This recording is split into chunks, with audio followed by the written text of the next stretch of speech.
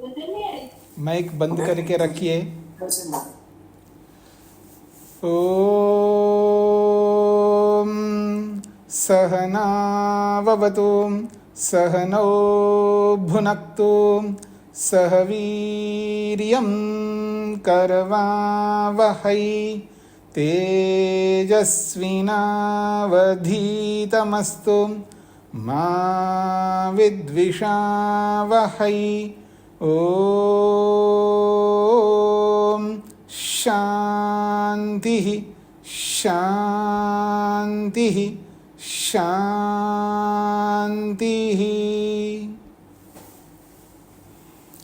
वेदांत दर्शन की कक्षा संख्या 19 है। प्रथम अध्याय का प्रथम पाद चल रहा है। ब्रह्म के विभिन्न नामों को लेकर के चर्चा हो रही है। उन नामों में प्राण एक महत्वपूर्ण नाम है। प्राण को लेकर के 28वें सूत्र में स्पष्ट किया है कि प्राण शब्द ब्रह्म का वाची है, यह ब्रह्मवाची है। उपनिषदों में प्राण शब्द आ रहा है तो वो ब्रह्म के लिए आ रहा है, भले ही वाक्य भेद हो या क्षेत्र विषय भेद हो, तो भी प्राण शब्द ब्रह्म का है। ये 28वें सूत्र में स्पष्ट किया था। यदि वाक्य भेद है और प्रकरण विषय भेद है तो उनका जो उपसंहार है, उसका जो सार है वो ब्रह्म के लिए ही है। ये कैसे, इस बात को लेकर के आगे चर्चा चल रही है। 29वें सूत्र में स्पष्ट किया है कि जो प्राण शब्द आया है वहाँ पर इंद्र प्रतर्दन के लिए उपदेश करता है। तो इंद्र तो आत्मा है, जीवात्मा है, जीव है, तो ये जीव का उपदेश है, वहाँ पर अपने आप के लिए उपदेश है। ये 29वें सूत्र में स्पष्ट किया है, न वक्तु आत्मोपदेशाद इति चेत। वहाँ इंद्र ने जो उपदेश किया है वो अपने आप के लिए उपदेश किया है। यदि ऐसा कोई कहे तो उत्तर दिया है नहीं। अध्यात्म संबंध भूमा ही अस्मिन, वहाँ अध्यात्म का संबंध है।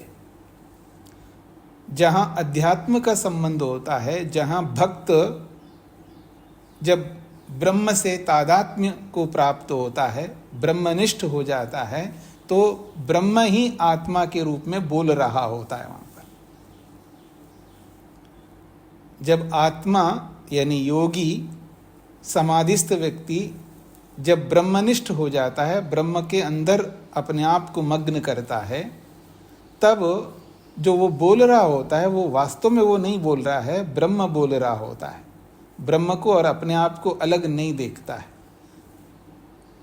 तो ये तादात्म्य संबंध के कारण से होता है। वो इंद्र अपना उपदेश नहीं कर रहा है, वास्तव में इंद्र के माध्यम से ब्रह्म उपदेश कर रहा है। ये इसका तात्पर्य है।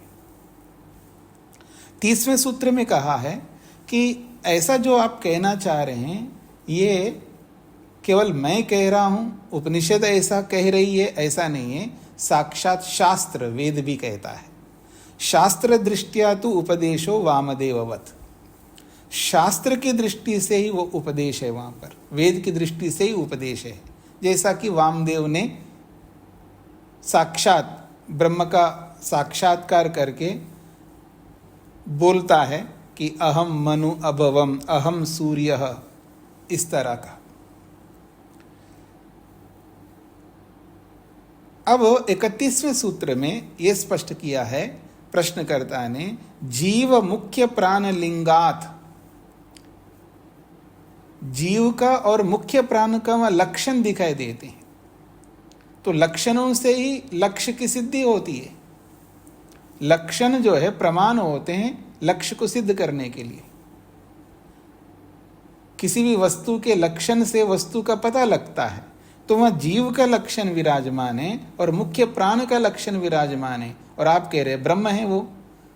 यदि ऐसा हम कहे तो कहते हैं ना, यदि आप जीव का लक्षण मानते हो, मुख्य प्राण का लक्षण मानते हो, तो फिर वहाँ जो प्रसंग चल रहा है वो उपासना का प्रसंग चल रहा है।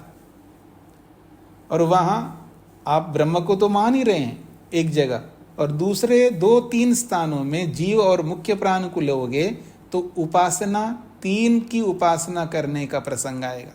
इसलिए कहा उपासा त्रैविध्यात्, उपासना 3 प्रकार की सिद्ध हो जाने से, और वो आप नहीं मानोगे कि 3 की उपासना करनी चाहिए, ऐसा आप भी नहीं मानोगे, इसलिए 3 की उपासना करने की बात आएगी,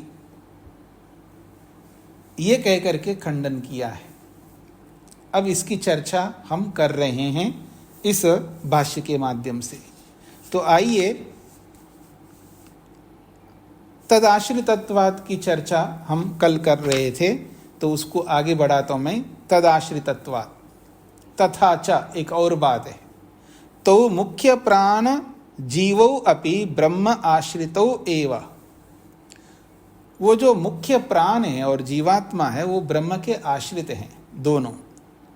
कथम नाम आश्रयं विहाय आश्रितस्य उपासनं विधीयेत, जब ये दोनों ब्रह्म के आश्रित है तो आश्रय को छोड़ करके आश्रित की उपासना करने का विधान आप कैसे मान सकते हो? नहीं मान सकते हो। फिर कहा तद्योगात्, उपासका अपि खलु तस्य ब्रह्मणा एव योगम संबंधम स्वात्मनि वांछन्ति। जितने भी उपासक हैं, भक्त हैं, जो भगवान की भक्ति समाधि के माध्यम से, ध्यान के माध्यम से करना चाहते हैं, वो सबके सब उपासक तस्य ब्रह्मणा एव योगम संबंधम स्व आत्मनि वांछन्ति, ब्रह्म के योग को, ब्रह्म के संबंध को ही अपने आप में चाहते हैं, अपनी आत्मा में ब्रह्म का योग चाहते हैं, किसी मुख्य प्राण का योग नहीं चाहते हैं, किसी और आत्मा का योग नहीं चाहते हैं, और उसी का दर्शनम, तद्दर्शनम अभिलषन्ति, और उसके दर्शन करने की अभिलाषा करते हैं उपासक लोग। इति हेतोश्च, इस प्रकार के इस हेतु से ये पता लगता है प्राण शब्दो अत्र ब्रह्म अभिधायक एव, ये जो प्राण शब्द है ये ब्रह्म को कहने के लिए ही आया है उपनिषदों में, ना कि मुख्य प्राण को कहने के लिए या जीव को कहने के लिए। यहां तक हमने कल किया था। अब आगे बता रहे हैं, एवं कृत्वा ही चतुर्थे वाक्ये अस्य उपसंहारोपि विद्यते। एवं कृत्वा, ऐसा मान करके ही, कैसा मान करके कि ये भले ही वाक्य भेद हो, भले ही क्षेत्र विषय भेद हो, भले ही वो भेद होते हुए भी, एवं कृत्वा ऐसा मान करके ही, चतुर्थे वाक्य, क्या मान करके, ऐसा मान करके, ब्रह्म को मान करके ही, यानी चारों वाक्यों में ब्रह्म को ही मान करके वहां प्रस्तुत किया गया है। ऐसा ही मान करके अस्य उपसंहारो अपि विद्यति, उसका उपसंहार, उसका समापन, अपनी बात की अंतिम स्थिति को प्रस्तुत करना, जो मैंने पक्ष रखा है उस पक्ष को उपसंहार करता हूं मैं, अर्थात उसको पुनः दोहराता हूं। कही हुई बात को पुनः दोहराने को उपसंहार कहते हैं। तो उपसंहार में भी यही बात कही गई वहां, क्या? स एषा प्राण एव प्रज्ञात्मा, वह यह जो प्राण है वो प्रज्ञात्मा है, और वो कैसा है? आनंद हो, आनंद स्वरूप है, और अजर है, जरा से रहित है, और अमृत है। ज्यस्तु जीव चेतनत्वात्, ज्या तो जीव है, जो ज्या होता है, ज्ञानवान होता है, वो जीव होता है। चेतनत्वात्, क्योंकि वो चेतन है इसलिए ज्ञानवान है। प्रज्ञा एवं आत्मा, प्रज्ञात्मा ब्रह्म, और जो प्रज्ञा कहेंगे, ज्या के आगे जब प्रा जुड़ता है तो प्रज्ञा जो है वो प्रज्ञा रूपी जो आत्मा है वो ब्रह्म होता है, क्योंकि उसके पास प्रकृष्ट ज्ञान होता है। प्रा शब्द जो है प्रकृष्ट ज्ञान, विशेष ज्ञान, अत्यधिक ज्ञान, व्यापक ज्ञान जिसके पास होता है वो प्रज्ञा होता है, और वो ब्रह्म होता है। और एक बात, फिर उसी प्रज्ञा को स, वो जो प्रज्ञा है, सच आनंद, वो आनंद बोला है उसको, प्रज्ञा को, अर्थात आनंद स्वरूप, वो आनंद स्वरूप है। जीवो न आनंद स्वरूप, जीव तो आनंद स्वरूप होता नहीं है। अगर जीव भी आनंद स्वरूप होता तो फिर आनंद की चेष्टा क्यों करेगा? आप लोग बोलते हैं ना, इतना मशक्कत करने की क्या जरूरत है? आप लोग लगे हुए हैं ना पढ़ने में, क्यों पढ़ रहे हैं आप लोग? क्या आवश्यकता है आपको पढ़ने की? अगर आप स्वयं आनंद स्वरूप होते तो आपको पढ़ने की क्या आवश्यकता है? तो इसलिए कह रहे हैं जीवो ना आनंद स्वरूप, जीव तो आनंद स्वरूप नहीं है। हाँ, तत्संबंधेन आनंदम अनुभवति, तत्संबंधेन उस ब्रह्म के, उस आनंद स्वरूप परमात्मा के संबंध से आनंदम अनुभवति, आनंद का अनुभव करता है। अजरो अमृतो ब्रह्मात्मा, और अजर भी ब्रह्म है और अमृत भी ब्रह्म है। तस्मात्, इसीलिए अत्र सिद्ध्यतितराम प्राण शब्दो अत्र ब्रह्म अभिधेये वर्तते न अन्यथा। तस्मात्, इसीलिए अत्र इस प्रसंग में ये जो प्राण शब्द है, सिद्ध्यतितराम निश्चित रूप से सिद्ध होता है। प्राण शब्द अत्र ब्रह्म अभिधेये, प्राण शब्द जो है ब्रह्म को कहने के लिए ही आया है। न अन्यथा वर्तते, इसके अतिरिक्त और किसी के लिए नहीं आया है, ये इसका तात्पर्य। तथा च, केवल हम कह रहे हैं, अर्थात उपनिषदकार कह रहे हैं इसलिए मैं कह रहा हूं, वेद व्यास जी कह रहे हैं, केवल उपनिषदकार कह रहे हैं अथवा मैं वेद व्यास कह रहा हूं, ऐसा नहीं है। तथा च, और एक बात है, अत्र वेदानुसारेण अपि भाव्यम, और ये बात जो हम कह रहे हैं प्राण शब्द ब्रह्मवाची है, ये वेद के अनुसार है। कैसे वेद के अनुसार है? पीछे भी आपने पढ़ा है, वेदे खलु उपासनायां प्राण शब्देन ब्रह्म एव अभिष्यते। वेदे खलु, वेद में भी निश्चित रूप से उपासनायाम, उपासना के विषय में प्राण शब्देन, प्राण शब्द के द्वारा ब्रह्म एव अभिष्यते, ब्रह्म ही वह अभिष्ट है। कैसे? प्राणाय नमो यस्य सर्वमिदं वशे, ये अथर्ववेद का मंत्र है। प्राणाय नमः, मैं प्राण को नमस्कार करता हूं। प्राणाय नमः, मैं प्राण को नमस्कार करता हूं, नमन करता हूं, उसका भजन भक्ति उपासना करता हूं। क्यों? यस्य सर्वम इदम वशे, यस्य जिसके, इदम सर्वम ये सारा का सारा ब्रह्मांड जो है, वशे उसके अधिकार में, उसके वश में है, प्राण के वश में। यो भूतः, और जो सत्य स्वरूप है, यो भूतः जो सत्य स्वरूप है, सर्वस्य ईश्वर, और वो सबका स्वामी है। यस्मिन् सर्वम प्रतिष्ठितम, और जिसके अंदर ये सारा का सारा ब्रह्मांड विद्यमान है, और जिसके अंदर सारा ब्रह्मांड विद्यमान है वही तो ईश्वर है, वही भी स्वामी है, उसी को तो ईश्वर कहते हैं। सर्वस्य ईश्वर, वो सबका ईश्वर, सबका स्वामी क्यों है? क्योंकि यस्मिन् सर्वम प्रतिष्ठितम, जिसके अंदर सब कुछ प्रतिष्ठित है वही तो ईश्वर है, वही तो स्वामी है। तो यहाँ वेद भी कहता है प्राण यहाँ पर ब्रह्मवाची है।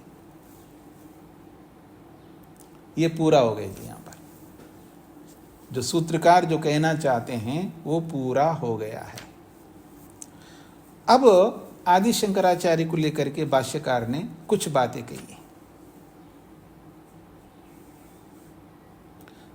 अब किसी किसी व्यक्ति की आदत होती है,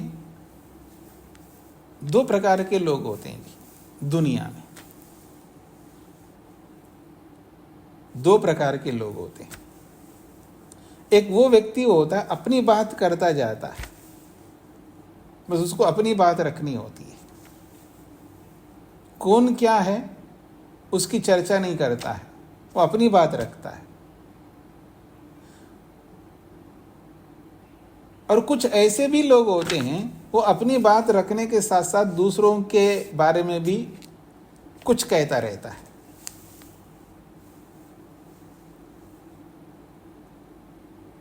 नेता लोगों को देखा आपने? अच्छे नेता भी होते हैं और बाकी लोग भी होते हैं जो आप समझते हैं, जानते हैं, जिसको आप कहते हैं खराब नेता कह सकते हैं, कुछ भी कह सकते हैं। जो अच्छे नेता भी होते हैं वो भी अपनी बात ही नहीं रखते हैं। पता नहीं उनको क्या लगता है कि दूसरों की बात भी करते रहते हैं। वो ऐसे हैं, वो ऐसे, मैं देखो मैं कितना अच्छा काम कर रहा हूँ। इसमें कोई बुरा ही नहीं, अच्छा काम नहीं कर रहे हो, बस उनकी अपनी आदत होती है, वो दूसरों के बारे में उंगली उठाते रहते हैं। तो ऐसे भी हर विषय में दो प्रकार के लोग होते हैं। तो यहाँ ब्रह्ममुनि जी प्रसिद्ध है इस विषय में। केवल ब्रह्ममुनि नहीं, ऐसे बहुत सारे भाष्यकार हुए हैं, वो दूसरों के ऊपर भी कुछ कहते हैं। तो ऐसे ब्रह्ममुनि जी कह रहे हैं। वो ये क्या कह रहे हैं आदि शंकर को लेकर के, इदम सूत्रम शांकर भाष्ये द्विधा व्याख्यातम। इदम सूत्रम, ये जो 31वां सूत्र है, इस 31वें सूत्र को लेकर के आदि शंकर ने दो प्रकार की व्याख्या की है। तत्र प्रथमम व्याख्यानम, उनका जो पहला व्याख्यान है बहुत सटीक है, अच्छा किया उन्होंने, भाष्य प्रशंसा कर रहे हैं। लेकिन दूसरी व्याख्या का वो फिर उसमें छिद्र देखते हैं, इनका स्वभाव है। तो कहते हैं तत्र प्रथमम व्याख्यानम, पहला जो व्याख्यान उन्होंने किया है वो क्या किया है, जीव मुख्य प्राण लिंगात न इति चेत उपासा त्रैविद्यात। ये सूत्र का भाग है, जिस सूत्र को हम पढ़ रहे हैं इस सूत्र का भाग है कि जीव मुख्य प्राण लिंगात, जीव और मुख्य प्राण का लक्षण व विद्यमान हो है। जीव और मुख्य प्राण का लक्षण व विद्यमान है। तो जब उनके लक्षण व विद्यमान है तो जीव को लेना चाहिए और मुख्य प्राण को लेना चाहिए, और आप ब्रह्म को ले रहे हो। यदि ऐसा हम कहे तो कहते हैं अगर ऐसा आप कहोगे तो कहते न, ऐसा आप नहीं कह सकते। क्यों? उपासा त्रैविद्यात्, तीन की उपासना करने का प्रसंग आ जाएगा। अब इस वचन का, इस सूत्र के इस भाग का आदि शंकराचार्य भाष्य कर रहे हैं। उनके भाष्य को यहाँ पर कोट किया है, उद्धृत किया है। एवं सति, एवं सति का मतलब है ऐसा मानने पर। कैसा? यदि जीव का लक्षण वह विद्यमान है, मुख्य प्राण का लक्षण वह विद्यमान है, जीव को मानना चाहिए, मुख्य प्राण को मानना चाहिए। अगर ऐसा आप कहते हो तो एवं सति, ऐसा मानने पर त्रिविधम उपासनम प्रसज्जेत। त्रिविधम उपासनम, तीन प्रकार की उपासना का प्रसंग आएगा। देखिए, उपासना शब्द स्त्रीलिंग में भी होता है और नपुंसक लिंग में भी होता है, इसलिए उपासनम शब्द का प्रयोग किया है। उपासनम का मतलब है उपासना। हिंदी में तो केवल स्त्रीलिंग में ही प्रचलित है, लेकिन संस्कृत में नपुंसक लिंग में भी होता है उपासनम। उपासनम, उपासने, उपासनानि। तो कह रहे हैं त्रिविधम उपासनम प्रसज्जेता। यदि जीव को आप मानते हो, वहां पर मुख्य प्राण को मानते हो तो जीव की भी उपासना करने का प्रसंग आएगा और मुख्य प्राण की उपासना करने का प्रसंग आएगा। ब्रह्म की तो उपासना होती ही है, क्योंकि वो प्रसंग ही वहाँ उपासना का है। उपनिषदकार ने ये जो वर्णन किया है प्राण को लेकर के, तो ये उपासना करने के लिए वहाँ पर कहते हैं। उपनिषद जो है वो उपासना करने के लिए ही है। सारी उपनिषदें जो है ये उपासना करने के लिए, ब्रह्म की उपासना हम करें उसके लिए वहाँ पर वर्णन है। तो कहते तीन प्रकार की उपासना का प्रसंग आएगा। यदि आप जीव को मानते हो, उस प्रसंग में जीव को मानोगे या मुख्य प्राण को मानोगे तो इन दोनों की भी उपासना करनी होगी आपको, जैसे ब्रह्म की उपासना करोगे। ये प्रसंग आएगा और ये प्रसंग किसी के लिए भी स्वीकार्य नहीं है। जीवोपासनम, मुख्य प्राणोपासनम, ब्रह्मोपासनम च इति। फिर किस किस की उपासना करनी होगी आपको? तो आदि शंकर कहते हैं कि जीवोपासनम, जीव की भी उपासना करनी होगी फिर आपको, और मुख्य प्राण उपासनम, मुख्य प्राण की उपासना भी करनी होगी, और ब्रह्मोपासनम, ब्रह्म की उपासना भी तो करते ही हैं। न च एतद् एकस्मिन् वाक्ये अभ्युपगंतुम युक्तम, और ये तीनों की उपासना एक ही वाक्य में स्वीकार नहीं कर सकते। कहते हैं न च एतद्, ये जो बात है तीन की उपासना करने की जो बात है, एकस्मिन् वाक्य, एक ही वाक्य में अभ्युपगंतुम, स्वीकार करना, न युक्तम, उचित नहीं है।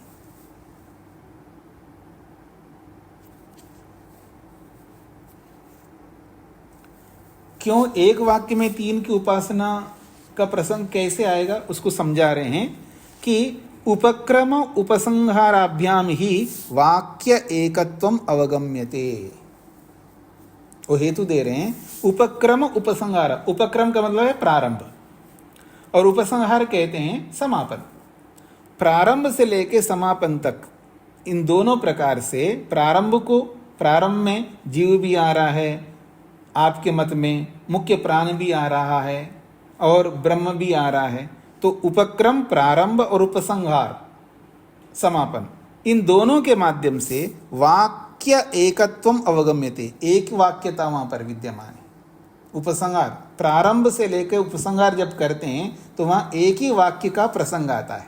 भले 4 वाक्य है लेकिन एक वाक्यता है उन चारों में, अर्थात एक वाक्य सिद्ध होता है, और उस एक वाक्य में तीन की उपासना करने का प्रसंग आएगा, जबकि ऐसा हो नहीं सकता।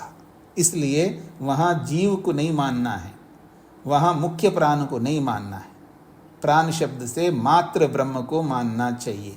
ऐसा आदि शंकर ने पहली व्याख्या में अर्थ किया है, बड़ा अच्छा अर्थ किया है।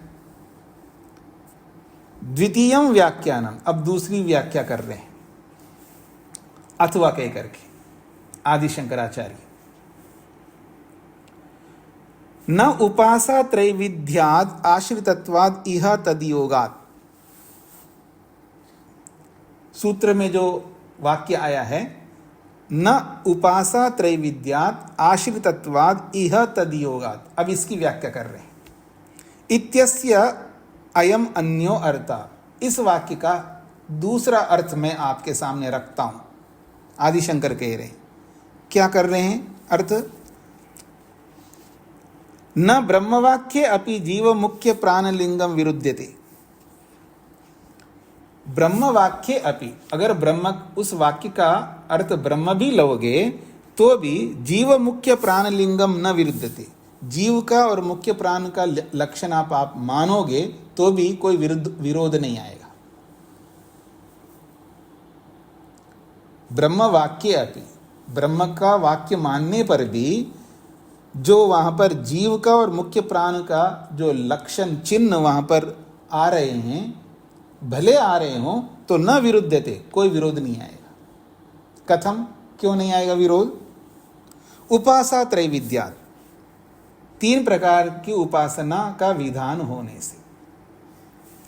त्रिविधम इह ब्रह्मोपासनम विवक्षितम, ब्रह्मोपासना जो है वो 3 प्रकार से वहाँ पर विवक्षित है, अर्थात अपेक्षित है। यानी ब्रह्म की उपासना 3 प्रकार से आप कर सकते हैं। कैसे?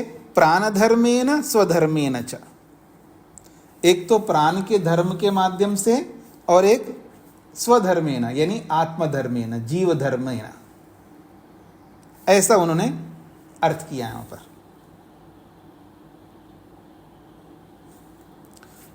तो ये जो अर्थ किया है दूसरा वाक्य, पहले तो 3 प्रकार की उपासना का प्रसंग आएगा और वो उचित नहीं है पहले अर्थ में। अब दूसरे अर्थ में 3 प्रकार की उपासना भी आप कर सकते हैं, पर वो उसका थोड़ा सा मॉडिफाई करके बता रहे हैं। प्राण धर्मेन स्वधर्मेन च, प्राण के धर्म से यानी जो मुख्य प्राण है उसके माध्यम से आप ब्रह्म की उपासना कर सकते हैं, और स्वधर्मेन जीव के धर्म से भी उपासना कर सकते हैं। यानी प्राण के द्वारा उपासना कर सकते, जीव के द्वारा उपासना कर सकते, इस तरह का अर्थ उन्होंने किया है। अब आदिशंकर का भाष्य पूरा हो गया। अब उस पर ब्रह्म मुनि जी क्या कहना चाहते हैं? अत्र उभयत्र व्याख्यानयो परस्पर विरोधो विद्यते। इन दोनों प्रकार की व्याख्याओं में परस्पर विरोध है। पहले तो आप निषेध कर रहे हो और दूसरी व्याख्या में स्वीकार कर रहे हो, ये तो परस्पर विरोध है, ऐसा ब्रह्म मुनि जी कह रहे हैं। पूर्वस्मिन् तु न त्रिविधोपासनम जीवस्य मुख्य प्राणस्य उपासनम न भवितुम इति उक्तम। पूर्वस्मिन् पहली व्याख्या में तो त्रिविधोपासनम न, तीन प्रकार की उपासना नहीं हो सकती है, अर्थात जीवस्य, जीव की उपासना, और मुख्य प्राणस्य उपासना, मुख्य प्राणी की उपासना न भवति इति उक्तम, नहीं हो सकती, ऐसा आपने पहली व्याख्या में कहा। उत्तरस्मिन्, दूसरी व्याख्या में त्रिविधोपासनम, तीन प्रकार की उपासना को आपने स्वीकार किया है, अर्थात जीवोपासनम मुख्य प्राणोपासनम अपि स्वीकृतम, जीव की उपासना भी और मुख्य प्राण की उपासना को भी स्वीकार किया। इसलिए परस्पर विरुद्ध होने से उचित नहीं है, ऐसा ब्रह्म मुनि जी कहना चाहते हैं। एवं सूत्रस्य अर्थः सांशयिकः परस्पर विरुद्धश्च कृतः। ऐसा जो आपने अर्थ किया है, तो सूत्रस्य अर्थः, सूत्र का जो अर्थ आपने दो प्रकार से ऐसा किया है, ऐसा अर्थ जो है सांशयिका, संशय को पैदा करने वाला है। परस्पर विरुद्धश्च, और परस्पर एक दूसरे के विरुद्ध है, ऐसा कैसे आपने किया है, ये आक्षेप ब्रह्म मुनि जी कर रहे हैं। अन्यच्च, एक और बात कहना चाहते हैं। शांकर भाष्ये सूत्र क्रमादपि वैपरीत्यम उपलभ्यते। शांकर भाष्य, शंकराचार्य का जो भाष्य है, उस भाष्य में सूत्र क्रमादपि, सूत्र का जो क्रम है, उस क्रम से भी ऐसा भाष्य करना वो विपरीत है, विपरीत उपलब्ध होता है। सूत्र क्रमस्तु, सूत्र का क्रम जो है वहां पर क्या है? प्राणः तथा अनुगमात, यहां से प्रारंभ हुआ है इस 28वें सूत्र से। तदत्र सूत्रे खलु इंद्रलिंग जीवलिंग मुख्य प्राणलिंगेषु भासमानेषु वस्तुतः प्राणशब्दो विद्यमानो ब्रह्मवाचक। तदत्र, ऐसी स्थिति में सूत्रे खलु, ये जो सूत्र है प्राण तथा अनुगमात, इस सूत्र में इंद्रलिंग जीवलिंग मुख्य प्राणलिंगेषु भासमानेषु, क्योंकि वहां पर जीव का और इंद्र का और मुख्य प्राण का, एक तो इंद्र लिंग को लेकर के, जीवलिंग को लेकर के और मुख्य प्राण लिंग को लेकर के, तीन प्रकार के लिंग भासमानेषु, प्रतीत होने पर, वस्तुतः प्राण शब्दो विद्यमानः ब्रह्मवाचक, और वास्तव में प्राण शब्द ब्रह्मवाचक है, ऐसा वहां पर प्रसंग प्रारंभ किया है। तस्य ब्रह्मण एव उपासनम, वहां ब्रह्म की ही उपासना होनी चाहिए, न इंद्र जीव मुख्य प्राणानाम उपासनम, न कि जीव मुख्य प्राण की उपासना हो सकती है। इति सूत्र क्रम पक्षा, ये सूत्र का जो क्रम है, वो सूत्र क्रम के पक्ष से ये पता लगता है कि 28वें सूत्र में प्राण शब्द ब्रह्मवाची है और ब्रह्म की ही उपासना करने का पक्ष को वहां पर प्रस्तुत किया है, और आप उस पक्ष को, उस क्रम को भेद करके जीव की उपासना और मुख्य प्राणी की उपासना को जो स्वीकार कर रहे हो, ये उचित नहीं है। और शास्त्र का पक्ष भी यही है, जो प्राणः तथा अनुगमात सूत्र के माध्यम से जो प्रस्तुत किया है। परंतु शांकर भाष्ये द्वितीयं व्याख्यानं तु खलु अतो विपरीतं जीवोपासनं मुख्य प्राणोपासनं च साध्यते। परंतु शांकर भाष्ये, शंकराचार्य के भाष्य में द्वितीयं व्याख्यानम, ये जो इस 31वें सूत्र में जो दूसरी व्याख्या की है, ये व्याख्या अतो विपरीतम, उस 28वें सूत्र के विपरीत किया गया है।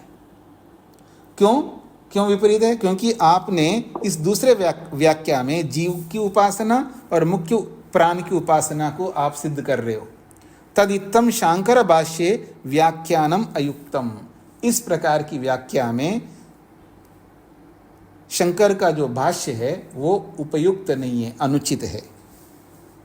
अपिच अग्रे, और भी आगे, जीव मुख्य प्राण लिंगात न इति चेत तद व्याख्यातम, एक सूत्र आ रहा है आगे, अर्थात इसी प्रथम अध्याय में चौथे पाद का 17वां सूत्र है वो। आप आगे खोल करके भी देख सकते हैं। इसी प्रथम अध्याय के चौथे पाद का 17वां सूत्र मेरी पुस्तक में 92 पृष्ठ है, 92 है, 92 पेज नंबर पर है। जीव मुख्य प्राण लिंगात न इति चेत तद व्याख्यातम।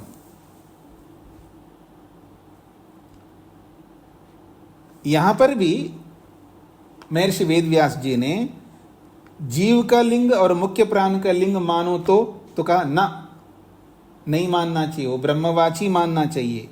क्यों? तद व्याख्यातम, इसकी व्याख्या तो हमने यहां पर की है प्रथम पाद के 31वें सूत्र में, उसको दोबारा व्याख्या करने की आवश्यकता नहीं है, ऐसा वेदव्यास ने वह स्वीकार किया है। इसलिए आदि शंकर का ये जो व्याख्यान है, दूसरा व्याख्यान, वो सूत्र क्रम के विपरीत है और आगे आने वाले सूत्र के भी विपरीत है, ऐसा ब्रह्म मुनि जी कहना चाहते हैं। इति सूत्रम कारणत्रय निराकरणाय उपस्थाप्यते। ये जो 17वां सूत्र है चौथे पाद का, इस सूत्र में कारणत्रय, 3 कारणों का निराकरणाय, निराकरण करने के लिए, निषेध करने के लिए, 3 कारण नहीं है, उपासना के 3 कारण नहीं है, एक ही मात्र कारण है ब्रह्म। तो कारणत्रय निराकरणाय, 3 कारणों का निषेध करने के लिए इस सूत्र को उपस्थाप्यते, प्रस्तुत किया है। तच्च अत्र, उसी बात को यहां इस सूत्र में, इस 31वें सूत्र में, इदम उपस्थित सूत्र कृत निराकरणम इव प्रदर्श्यते, और वहां जो उन्होंने प्रस्तुत किया है इस 31वें सूत्र के अनुसार ही वहां पर प्रस्तुत किया है चौथे पाद में। तदा तु उपासना त्रय विधान परकम व्याख्यानम शांकर भाष्ये मृषा एव अस्ति इति विज्ञेयम्। इन सब बातों से पता लगता है कि उपासना त्रय विधान परकम व्याख्यानम, 3 प्रकार की उपासना भी होती है, ऐसा व्याख्यान करना शांकर भाष्य में मृषा एव अस्ति, मिथ्या स्वरूप है, ऐसा जानना चाहिए, ऐसा भाष्यकार मानते हैं। तो ये सूत्र पूरा हो गया है। क्या सूत्रार्थ मैंने लिखवाया था? क्या नहीं लिखवाया?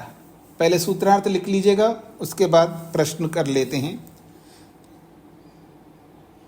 जीव और मुख्य प्राण के लक्षण प्रतीत होने से, जीव और मुख्य प्राण के लक्षण प्रतीत होने से, जीव और मुख्य प्राण के लक्षण प्रतीत होने से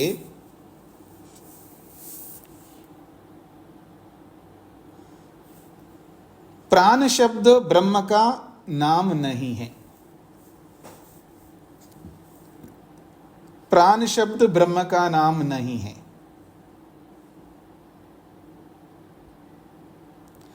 जीव और मुख्य प्राण के लक्षण प्रतीत होने से प्राण शब्द ब्रह्म का नाम नहीं है, ऐसा कोई कहे तो,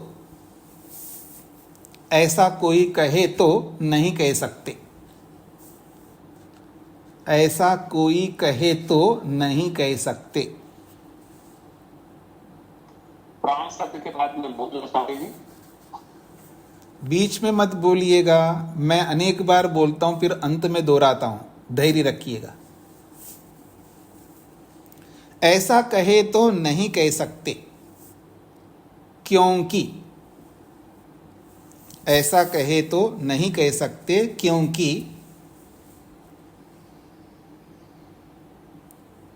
क्योंकि उपासना 3 प्रकार की माननी पड़ेगी।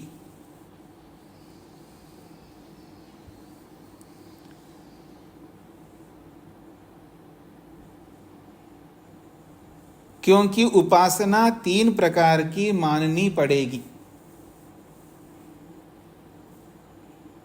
क्योंकि उपासना 3 प्रकार की माननी पड़ेगी। और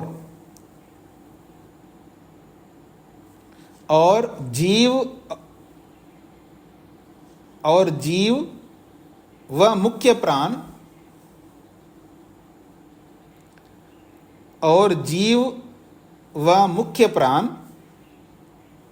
ब्रह्म के आश्रित होने से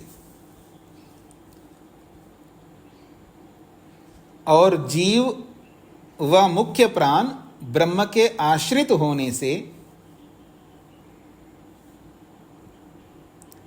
और जीव व मुख्य प्राण ब्रह्म के आश्रित होने से इस प्रकरण में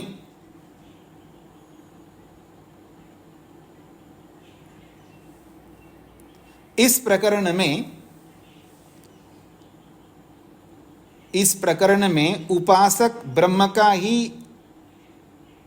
योग चाहते हैं। इस प्रकरण में उपासक ब्रह्म का ही योग चाहते हैं।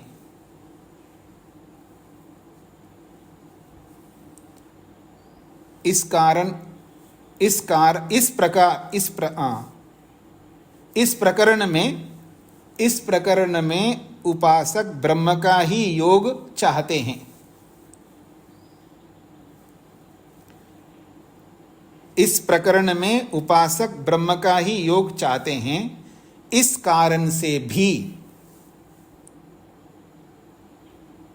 इस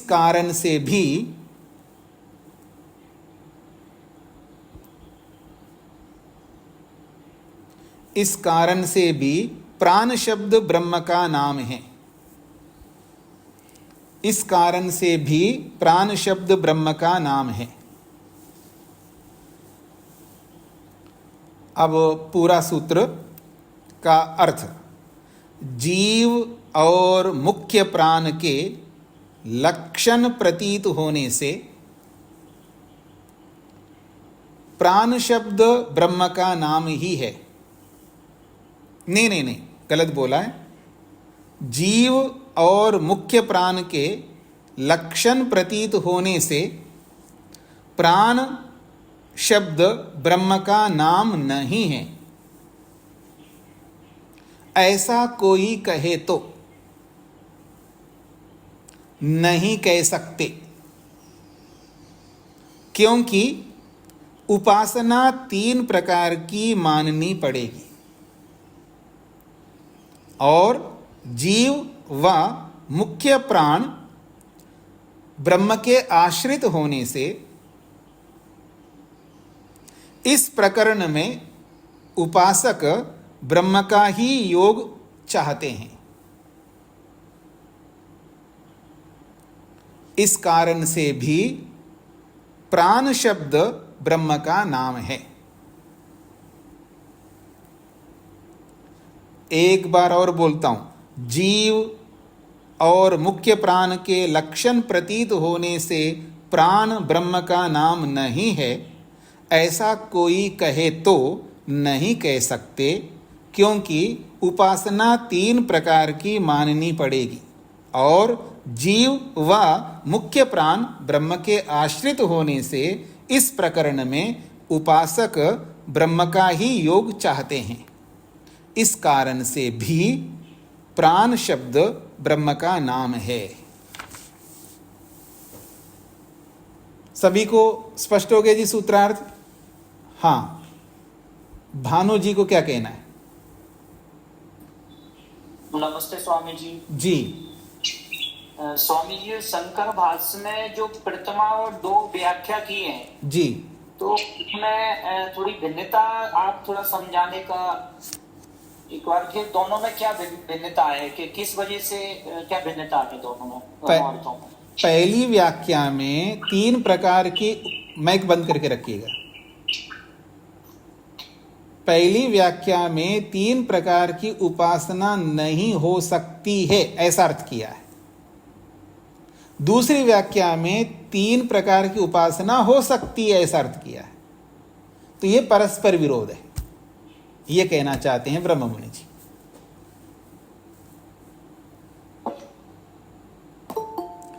वो ये जो कहना चाह रहे हैं दूसरी व्याख्या में ये कहना चाहते हैं कि ब्रह्म की उपासना मुख्य प्राण के द्वारा भी कर सकते हैं, जीव के द्वारा भी कर सकते हैं। तो ये मैं बोल रहा हूं मेरी ओर से, जीव के द्वारा भी ब्रह्म की उपासना कर सकते हैं और मुख्य प्राण के द्वारा भी ब्रह्म की उपासना कर सकते हैं, ऐसा मैं कह रहा हूं। लेकिन ब्रह्ममुनि जी खंडन जो कर रहे हैं वो इस रूप में कर रहे हैं कि आपने पहले कहा कि एक ही उपासना हो सकती, तीन की नहीं हो सकती, और दूसरी वाक्य में आपने जीव की भी उपासना मान लिया, मुख्य प्राण की भी उपासना मान लिया, ऐसा कहकर के खंडन किया है। अब आदिशंकर के उस भाष्य को आप पढ़ेंगे तो वहां ये भी अर्थ समझ सकते हैं, जैसा मैं अभी बोल रहा हूं कि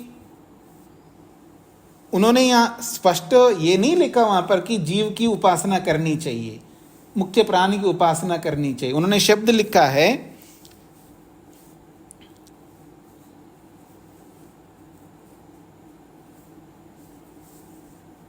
प्राण धर्मेन स्वधर्मेन च, प्राण के धर्म से और स्वधर्म से, प्राण के धर्म से भी उपासना कर सकते हैं और स्वधर्मेन मतलब जीव के धर्म से भी उपासना कर सकते हैं, ऐसा वहां शब्द लिखे हैं। अब उसका अभिप्राय अर्थ लेने वाले मेरी तरह भी ले सकते हैं, ब्रह्म मुनि जी की तरह भी ले सकते हैं। तो इतना अंतर आप समझ सकते हैं। जैसे मैं आप लोगों को उपनिषद की ओर ले चलता हूं, जो आप लोगों ने उपनिषद पढ़ी हैं, वहां उस सूर्य को ब्रह्म मान करके उसकी उपासना करो ऐसा बोला है, चंद्र को ब्रह्म मान करके उसकी उपासना करो ऐसा बोला है। ऐसे उपनिषद में पता नहीं कितने जड़ पदार्थों की उपासना कही है। तो उसका तात्पर्य हमको लेना चाहिए कि सूर्य को ब्रह्म मान करके उपासना करने का मतलब है सूर्य को लक्ष्य बना करके सूर्य के माध्यम से ब्रह्म की उपासना करो, चंद्र के माध्यम से ब्रह्म, वहां अर्थ हम लोग ऐसा करते हैं। तो यहां पर भी ऐसा अर्थ कर सकते हैं। इतना खींचातान, कई बार अधिक खींचातान करता है ना तो वो शोभनीय नहीं हो पाता है। ठीक है, अब ब्रह्ममुनि जी हमसे बड़े आदमी हैं, वो अपने ढंग से जो भी किया है कोई बात नहीं जी। अरुण जी को क्या कहना है? नमस्ते स्वामी जी। जी तो यहाँ पर कहीं तो प्राण आ रहा है और कहीं पर मुख्य प्राण आ रहा है। जी तो जी, इन दोनों में अंतर कैसे स्पष्ट करें? कहीं ऐसा प्राण है और कहीं मुख्य प्राण। देखिए, प्राण तो प्राण, अपान, उदान, व्यान, समान ऐसे 10 के नाम है, लेकिन उन 10 में से एक मुख्य प्राण होता है ना। तो यहाँ प्राण शब्द से उस मुख्य प्राण की चर्चा है। कोई यहाँ कंफ्यूज होने की आवश्यकता नहीं है। जैसे प्राण, अपान, व्यान, उदान, समान सबके नाम प्राण है, लेकिन एक को मुख्य प्राण कहते हैं ना, जिसके बिना हम जी नहीं सकते हैं। जैसे सांस रोक लीजिएगा आप तो जी नहीं सकते, उसको मुख्य प्राण कह रहे हैं। सुहासिनी जी को क्या कहना है? दूसरा एक स्वामी जी, एक ये है कि जो 28वां सूत्र है जी, उसमें ये 4 जो वाक्य बताए हैं जी, वो कोशितिकई ब्राह्मणों के आ रखे हैं। मतलब ये इसको हम उपनिषद से कैसे लेंगे वो नहीं समझना है। जो देखिए उसमें रेफरेंस क्या है जी, 28वें सूत्र। हाँ जी, समझ रहा हूं आपकी बात को। ये उपनिषद भी ब्राह्मणों के ही भाग हैं। जितनी भी 11 उपनिषद है किसी न किसी ब्राह्मण की है। तो इसलिए ब्राह्मण, यहाँ इन्होंने सीधा ब्राह्मण की चर्चा की है, तो वहाँ उपनिषदों में का मतलब है वो ब्राह्मणों में। तो ब्राह्मण ग्रंथों में जो ऐसे ऐसे जो प्रसंग आए हैं, उन प्रसंग को ध्यान में रख करके पूरा वेदांत है। तो उपनिषद जितने उपलब्ध होते हैं उपनिषदों को लिया है, और जहाँ उपलब्ध नहीं होता तो सीधा सीधा ब्राह्मण को ले लिया है। तो इसमें कोई अंतर नहीं आएगा, उपनिषद भी ब्राह्मण का ही भाग है जी। हाँ जी, सुहासिनी जी। स्वामी जी नमस्ते। हाँ जी, स्वामी जी, शंकर भाष्य में जो लिखा है त्रिविधम जी, त्रिविध अर्थात 3 प्रकार की उपासना करनी चाहिए। हाँ, उन्होंने त्रिविधम हाँ जी, हाँ जी, यह ब्रह्मोपासनं विवक्षितं प्राणधर्मेण स्वधर्मेण च। जी, यहाँ पर प्राण के धर्म से ब्रह्म की उपासना और स्वधर्मण अर्थात जीवात, आत्मक धर्म हाँ जी, की उपासना, ये दो प्रकार हुआ। और एक प्रकार क्या ब्रह्म की उपासना लेना चाहिए ना, पूछिए त्रिविध लिखा है। हाँ ये जी, तो हाँ दो जी। प्रकार। ये दो प्रकार, एक प्रकार तो प्रसिद्ध है ना, ब्रह्म ब्रह्म को सीधा सीधा ब्रह्म को लक्ष्य करके उपासना करना, और एक प्राण को लक्ष्य करके उपासना करना, एक आत्मा को लक्ष्य करके उपासना करना। तीसरा जो है वो ब्रह्म, तीसरा जो है ब्रह्म है, ब्रह्म धर्म से तीसरा है वो ब्रह्म धर्म, उसको नहीं लिखा है क्योंकि वो प्रसिद्ध है। हाँ ठीक है समझे। समझे। और एक शंका, जी, ये जो शब्द अभिधायक और अभिनायक, ये जो शब्द उसमें कुछ अंतर है ना, ये समानार्थक है? एक अभिधायक और अभिनायक ने अभिधेय शब्द अब पूरा अभिधेय हो सकता है। अभिधेय को बोल रहे हैं या अभिधेय? अभिधेय ऐसा कोई शब्द नहीं है। अभिधायक यहाँ पर भाष्य में है। अच्छा, अभिधायका, हाँ वो अभिधायका है जी। हाँ, अभिधायक मतलब है ब्रह्म, अभिधायक मतलब ब्रह्म को कहने वाला, कहने वाला। हाँ जी। और और अभिनायक ये दोनों समानार्थक है। अभिनायक अभिनायक, अभिनायक कहाँ पर आया है? दूसरा सूत्र के भाष्य में था अभिनायक। इस प्रथम पाद के दूसरे सूत्र में सूत्र तो हाँ, तो आप देख करके बताइएगा, क्योंकि प्रसंग के अनुसार देखना पड़ेगा। आप वहाँ के प्रसंग से आपने बोला है वो आप दोबारा देख लीजिएगा, फिर देखेंगे, ठीक है? हाँ ठीक है स्वामी जी। हाँ जी, अल्पना जी। नमस्ते स्वामी जी, वो जो अभिनायक शब्द है वो 28वें सूत्र में आया हुआ है। अच्छा। उनकी बात है, वो अंतिम तीसरी पंक्ति में आया हुआ है, जी, जी, जिसमें इंद्र प्राणवायु जीव ब्रह्म एते वाक्यार्थ अभिनायक और भाष्य। हाँ जी, हाँ जी, ठीक है। तो एते वाक्यार्थ अभिनायक, ये एते ये जो तीन हैं या ये चार हैं, वाक्य का अर्थ का अभिनायक का मतलब है पात्र है, पात्र है।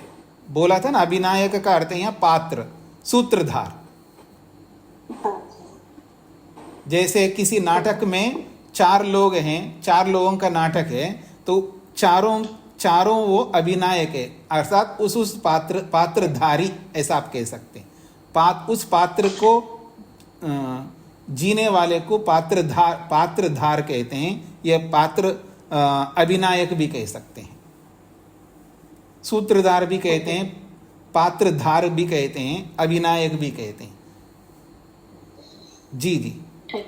तो ये जो चार वाक्य हैं, ये जो चार वाक्य है, एक में तो इंद्र है, इंद्र जो है वहाँ सूत्रधार है, एक में जो है मुख्य प्राण है, एक में जो है जीव है, और एक में ब्रह्म है। ऐसा ये चारों वाक्यों में ये चार अलग अलग बताया है, वास्तव में अलग अलग नहीं है। उन चारों का जो है एक ही ब्रह्म है, ऐसा इसका अभिप्राय है। लेकिन प्रस्तुत किया है कि वो एते चार वाक्यों में जो अभिनायक है वो चार लोग हैं, ऐसा अवभासन्ते, प्रतीत होते हैं। मुझे समझे। हाँ ठीक है। हाँ जी, यहाँ पर एक भाष्य में लिखा, सूत्र में लिखा है आश्रित त्वत् इह आश्रित त्वत्, सूत्र में 31 सूत्र में लिखा। हाँ जी, आश्रित त्वत् इह, अर्थात इह आश्रित त्वत्, किंतु भाष्य में यहाँ पर आया तद आश्रित त्वत्, तद आश्रित त्वत्। यहाँ पर क्या यह होगा ना तद रहेगा? देखिए कहाँ से पढ़ रहे हो वो बताना पड़ेगा ना, आप मेरे को देखना होगा ना वो आप। हाँ 48 पेज का तृतीय लाइन। हाँ जी, हाँ, 1 यहाँ 2 लिखा 3 तद आश्रितत्वात्। जी। यहाँ पर क्या यह आश्रितत्वात् होगा ना तद आश्रितत्वात् नहीं, रहेगा? देखिए तद का अर्थ होता है ब्रह्म, और आश्रितत्वात् का मतलब आश्रित होने से, उस ब्रह्म के आश्रित होने से, ऐसा अर्थ निकलता है तद आश्रितत्वात् का।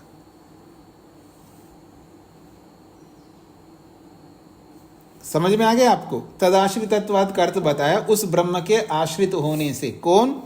मुख्य प्राण और जीव। हाँ जी समझिए। आगे समझ में? ठीक है समझिए, धन्यवाद जी। हाँ जी, अल्पना जी को कुछ कहना है? हाँ जी स्वामी जी। स्वामी जी मेरा भी यही इसमें एक ये भी प्रश्न था। सूत्र में इसमें आश्रितत्वाद के बाद एवं तद योगा लिखा है, और उसको जब आगे भाष्य में बताया है तब ये शब्द नहीं आया है। अच्छा, इह शब्द नहीं आया है? हाँ जी हाँ जी हाँ जी, हाँ जी, बिल्कुल नहीं आया है। मतलब इह तद योगात का मतलब है यहाँ इस प्रसंग में जो प्रसंग चलाया है, इस प्रसंग में तद योगात का मतलब है उस ब्रह्म के साथ योग चाहता है। अर्थ किया ना यहाँ पर, उपासक लोग जो है उस ब्रह्म के साथ योग चाहते हैं।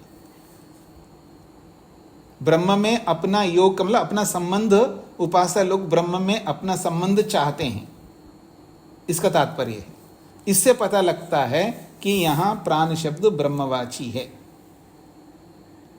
कोई भी जीव के साथ योग नहीं चाहता है, मुख्य प्राण के साथ योग नहीं चाहता, ब्रह्म में ही योग चाहता है। तो यहाँ इस प्रसंग में ये जो चारों वाक्यों का जो प्रसंग आया है, इस प्रसंग में तद योगात, उस ब्रह्म के साथ ही योग चाहते हैं उपासक लोग, ये इसका तात्पर्य। हाँ जी, अनीता जी को क्या कहना है? एक चीज और जी।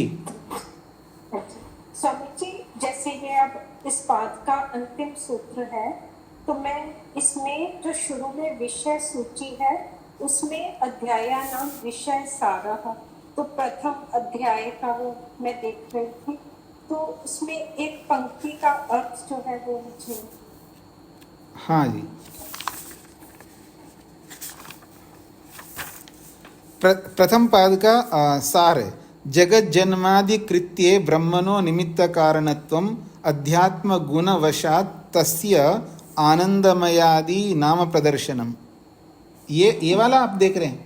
इसका स्वामी जी, हाँ जी, इसकी जो अंतिम पंक्ति है ना, उपासनाया वेदा अध्ययनस्य च सर्व वर्णानाम अधिकारो न हि तत्र, इस वाली पंक्ति का पूरा।